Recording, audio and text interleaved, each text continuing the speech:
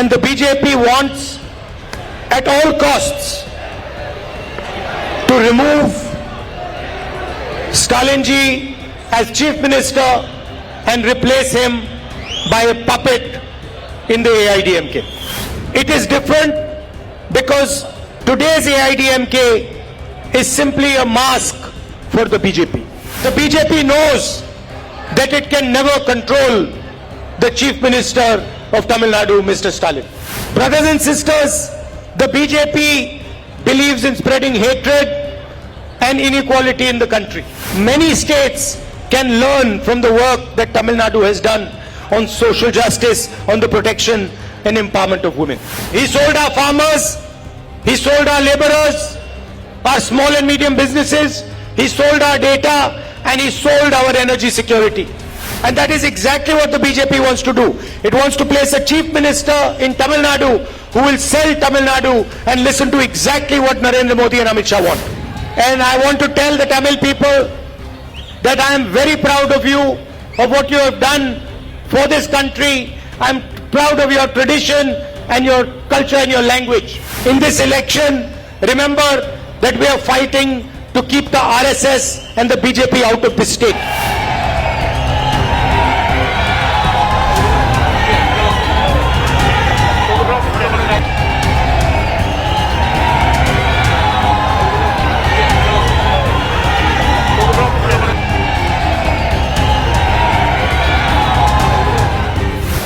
This election is not a normal election. This election is a fundamentally different election than elections before. இந்த தேர்தல் ஒரு சாதாரண தேர்தல் அல்ல, ஒரு மிக கடுமையான தேர்தல்.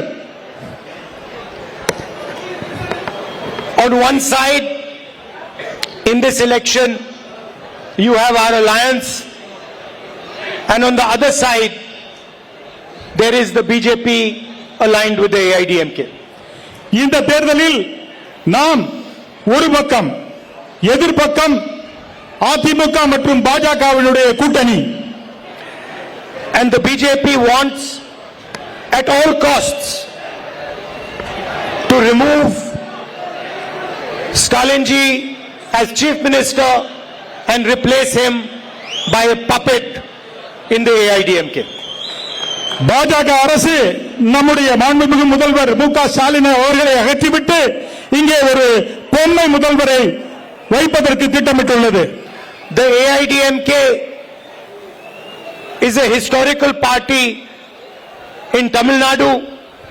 It played an important role in Tamil Nadu.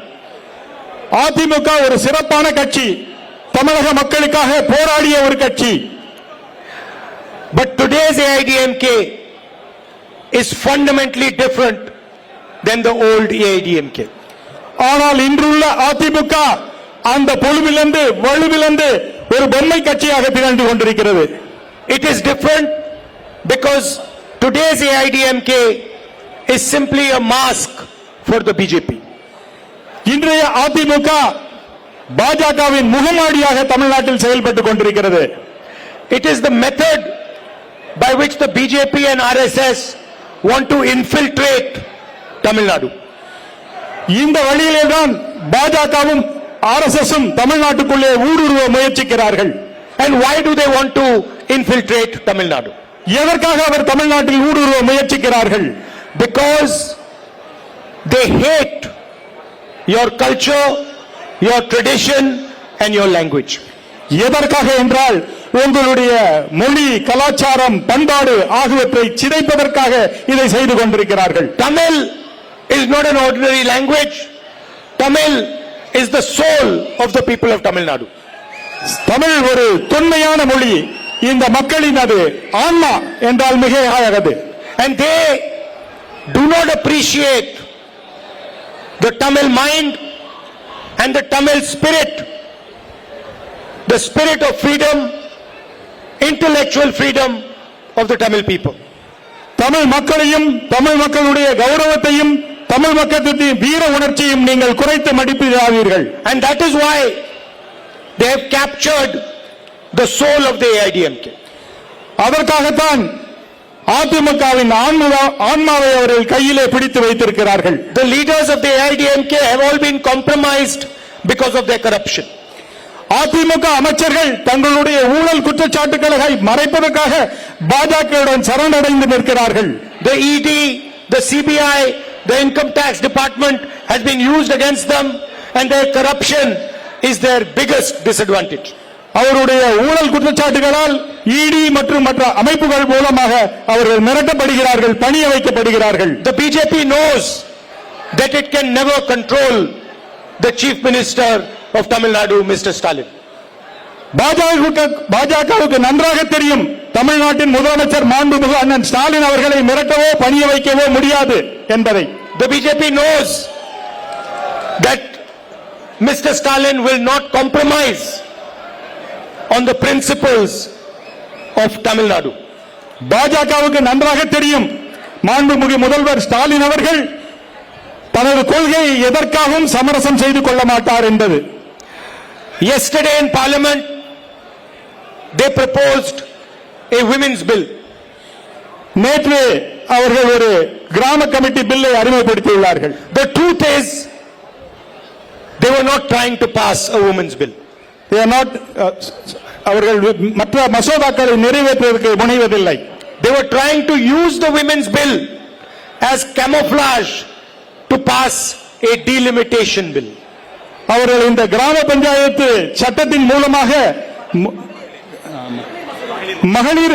மகளிர் மசோதாவின் மூலமாக ஒரு மாறுவேடமிட்டு கேட்டுக்கொண்டு அதில் டீலிமிட்டேஷன் தொகுதி மறுசீரமைப்பை உள்ளே கொண்டு வர முயற்சிக்கிறார்கள். What they wanted to do was change the electoral map of India. What they wanted to do was reduce the number of seats, reduce the representation that South India, Tamil Nadu, small states and the Northeast get. எதற்காக அவர்கள் முயற்சிக்கிறார்கள் என்றால் தென்னிந்திய மாநிலங்கள், சிறு மாநிலங்கள், north east மாநிலங்கள், வடகிழக்கு மாநிலங்கள் அவற்றின் பிரதிநிதித்துவத்தை குறைப்பதற்காக அவர்கள் குரல் நாடாளுமன்றத்தில் ஒலிக்கக்கூடாது என்பதற்காக இதை செய்கிறார்கள். I am proud to say that the opposition got together and defeated this nefarious design. நான் பெருமையுடன் தெரிவித்துக் கொள்கிறேன், நானும் நம்முடைய கூட்டணி தோழர்களும் சேர்ந்து நாடாளுமன்றத்தில் அந்த மசோதாவை தோற்கடித்தோம் என்பதில் நான் உறுதி கொள்கிறேன், பெருமை அடைகிறேன். And for the time being, they were unable to change the map, electoral map of India. இப்போது வரைக்கும் அவர்களால் இந்திய அரசியலமைப்பின் தேர்தல் வரைபடத்தை மாற்றி அமைக்க முடியவில்லை. Brothers and sisters, the BJP believes in spreading hatred and inequality in the country. பாஜக நினைப்பதெல்லாம் துவேஷம், மக்கள் வெறுப்பு, மக்களை பிரித்தாழ்வது என்பது மட்டும்தான். They create fights between religions, between languages, between communities. அவர்கள் என்ன செய்கிறார்கள்? மதங்களால் மக்களை பிரிக்கிறார்கள், சாதிகளால் பிரிக்கிறார்கள், மொழிகளால் பிரிக்கிறார்கள், தேசத்தை துண்டாட நினைக்கிறார்கள். They attack minorities, Muslims, Christians, Sikhs, all across the country. அவர்கள் என்ன நினைக்கிறார்கள் என்றால் இஸ்லாமியர்களையும் கிறிஸ்தவர்களையும் மற்றும் புத்த மதத்தையும் சீக்கியர்களையும் பிரித்து வைக்க பார்க்கிறார்கள். And they create instability and weakness in the country. அவர்கள் நாட்டின் ஸ்திரத்தன்மையை குலைக்க முயற்சிக்கிறார்கள். They want to support 2 or 3 big companies so that these companies can finance them, fund their electoral machine. அவர்கள் 2-3 கம்பெனிகள் மூலமாக இந்தியாவின் தேர்தல் கமிஷன் மற்றும் அரசியல் அமைப்புகளை கட்டுப்படுத்த முயற்சிக்கிறார்கள். And one of the things that irritates them most is Tamil Nadu's history of social justice. சமூக நீதியை கொண்டாடி கொண்டிருக்கும் தமிழ்நாட்டிலே அதை அமல்படுத்த முயற்சிக்கிறார்கள். They do not like the idea that Tamil Nadu has followed a path of social justice, a path of equality, a path of fairness towards lower castes.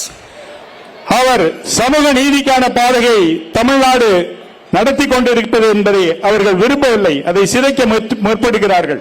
In fact, this is something for the whole of India to be proud of. இதற்காக நாம் இந்திய மக்கள் அனைவரும் பெருமைப்பட வேண்டும். சமூக நீதியை This is காத்துக் கொண்டிருக்கிறோம். something for the whole of India to deepen and extend. இது நம்முடைய தேச மக்கள் அனைவருக்கும் சொல்லப்பட வேண்டும். அவர்கள் அனைவரும் இதை தெரிந்து கொள்ள வேண்டும். சமூக நீதியை எப்படி காத்துக் கொண்டிருக்கிறோம் என்பதை. Many states can learn from the work that Tamil Nadu has done on social justice, on the protection and empowerment of women. மற்ற மாநிலங்கள் தமிழகத்தில் இருந்து கற்றுக்கொள்ள வேண்டும். எவ்வாறு இங்கு சமூக நீதி காக்கப்படுகிறது, மற்றவர்கள் மாண்புடன் நடத்தப்படுகிறார்கள் என்பதை தெரிந்து கொள்ள வேண்டும். Brothers and sisters, you must have seen yesterday Mr. Narendra Modi's face in Parliament. சகோதர சகோதரிகளே, நேற்று நீங்கள் பார்த்திருப்பீர்கள் மோடி அவர்களுடைய தொங்கி போன முகத்தை பாராளுமன்றத்தில் பார்த்திருப்பீர்கள். Whenever he comes to Parliament, he cannot look into our eyes. எப்போது நாடாளுமன்றத்துக்கு வந்தாலும் எங்கள் பார்வையை நேருக்கு நேராக அவரால் சந்திக்க முடிவதில்லை. And the reason for this is he's a compromised prime minister. Leaders அவர்களோடு உள்ள தலைவர்களோடு சமரசம் செய்து கொள்கிறார்கள். He has been thoroughly compromised and Mr. Narendra Modi is controlled by Mr. Donald Trump. அவர் அத்துணை பேரையும் தனது கட்டுப்பாட்டுக்குள் வைத்துக் கொள்ள வேண்டும் என்று மோடி அவர்கள் நினைக்கிறார்கள். Whatever Mr. Trump says, Mr. Modi will do. Whatever, Brother Tamil. Whatever Mr. Trump says, Mr. Modi will do. சகோதரர்களே, மோடி நினைப்பதை செய்து முடிப்பார் என்று மற்றவர்களுக்கு சொல்கிறார்கள். If Donald Trump says jump, Narendra Modi will jump. Donald Trump என்ன சொல்கிறாரோ அதை உடனடியாக செய்வார். கீழே குதி என்றால் குதித்து விடுவார், படு என்றால் படுத்து விடுவார். மோடி ட்ரம்ப் சொல்வதை அத்தனையும் அப்படியே கேட்டுக் கொண்டிருக்கிறார். And that is exactly what Mr. Narendra Modi wants the AIDMK chief minister to do. அதை போல்தான் தான் எப்படி ட்ரம்புக்கு பணிந்து நிற்கிறோமோ அதை போல் அதிமுகவின் எடப்பாடியும் மற்றவர்களும் அவரிடம் பணிந்து கிடக்க வேண்டும் என்று நினைக்கிறார். Donald Trump's control on Mr. Narendra Modi resulted in the US-India deal. இதற்காக தான் அந்த US ஒப்பந்தத்திலே கையெழுத்திடுமாறு நிர்பந்திக்கப்பட்டார். And Narendra Modi sold India to the United States.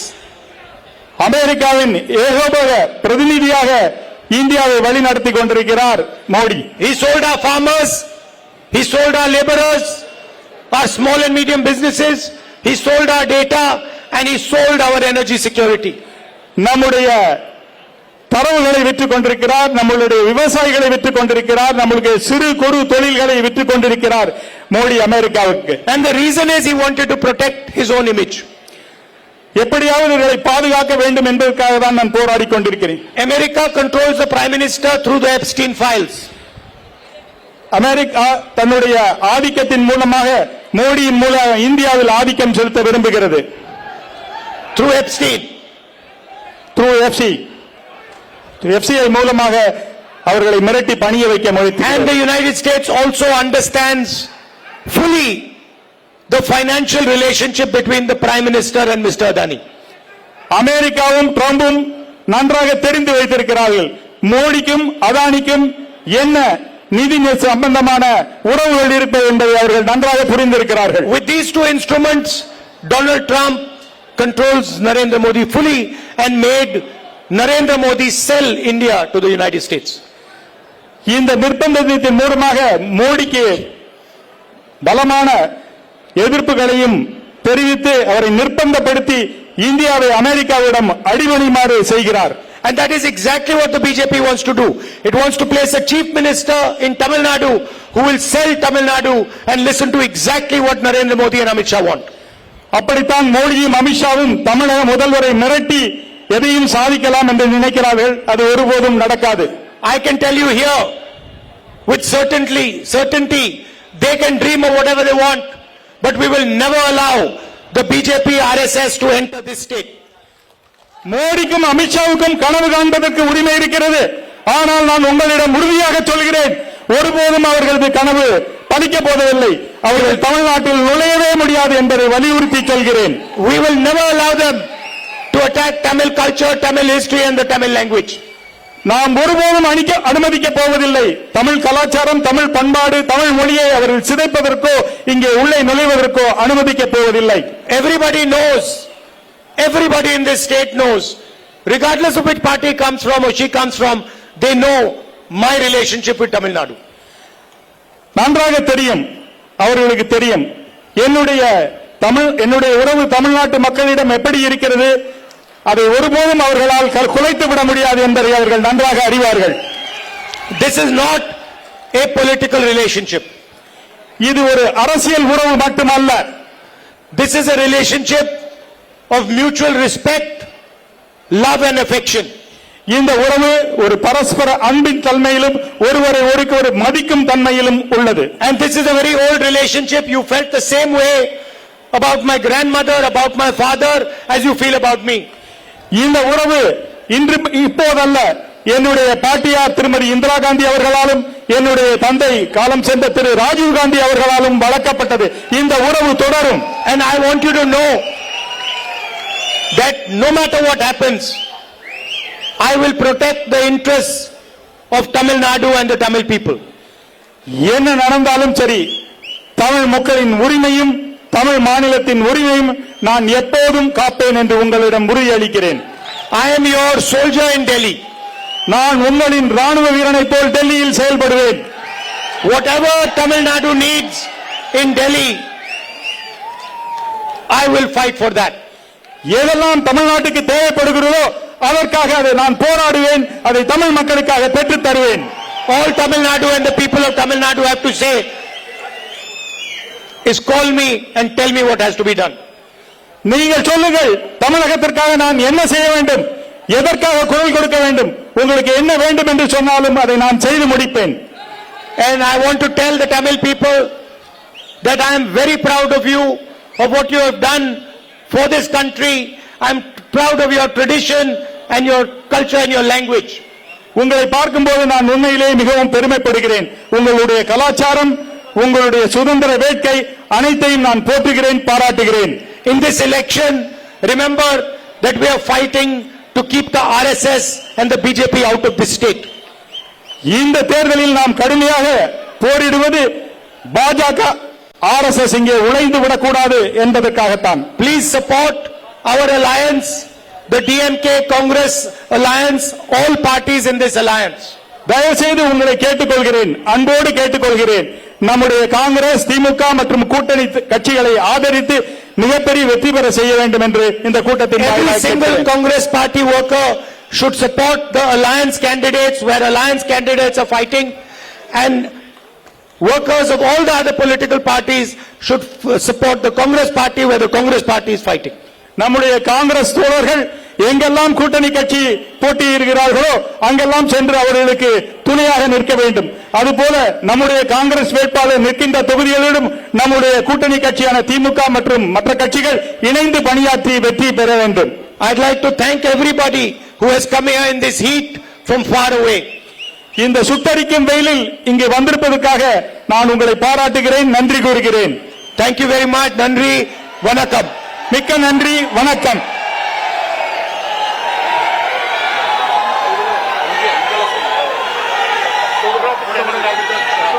Arun அவர்கள் நன்றி கூறுவார்கள். அனைவருக்கும் வணக்கம். எதிர்க்கட்சி தலைவர் ராகுல் காந்தி ஐயா அவர்களே, கிரீஷ் சோடங்கர் அவர்களே, ஆழ்வார் அவர்களே, இங்க திமுகவின் தலைவர் கே நேரு அவர்களே, கேவி தங்கபாலன் அவர்களே, மற்றும் இங்க வேட்பாளராக இருக்க காங்கிரஸ் கட்சியின் லெனின் அவர்களே, கதிரவணன் அவர்களே,